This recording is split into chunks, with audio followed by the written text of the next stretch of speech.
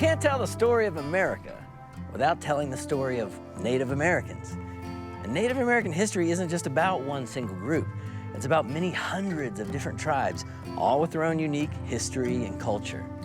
And some have vastly changed over time, and some are no longer here. But some try to carry on as many of their traditions as possible. During World War II, a special volunteer group of Navajo would confound the Imperial Japanese time after time.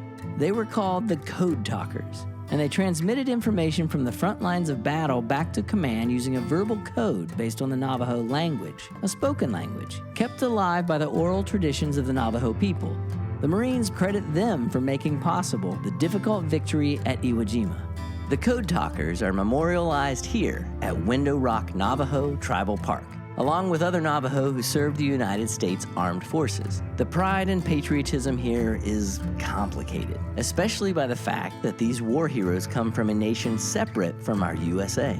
To help understand the complexities of being a sovereign nation within the United States, I met with the president of the Navajo Nation. 151 years ago, for the Navajo people, we signed a treaty, the Treaty of 1868. That treaty there acknowledged the inherent sovereignty of the Navajo people.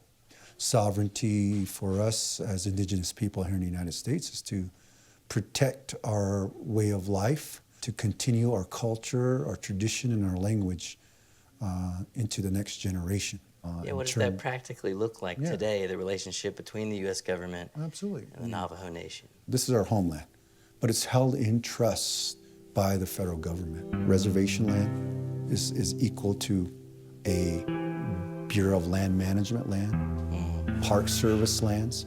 So when we try to do some improvements, it takes a very long time to do some improvements. So despite having sovereignty, their relationship with the federal government is still lopsided. Tribal nations like the Navajo are still subject to American bureaucracy.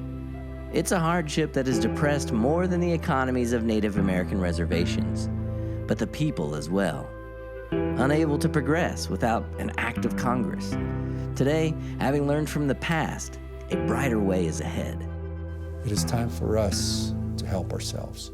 No more of this handouts, if you want to call it, that keeps us in subjugation from one generation to the next.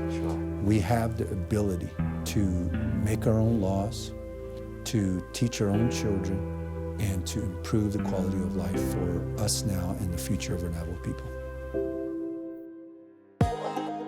This video is inspired by our PBS series, Reconnecting Roots. Visit reconnectingroots.com to watch the full episodes or to check out our music and podcast. Give us a thumbs up and subscribe so we can keep making more. Thanks for watching.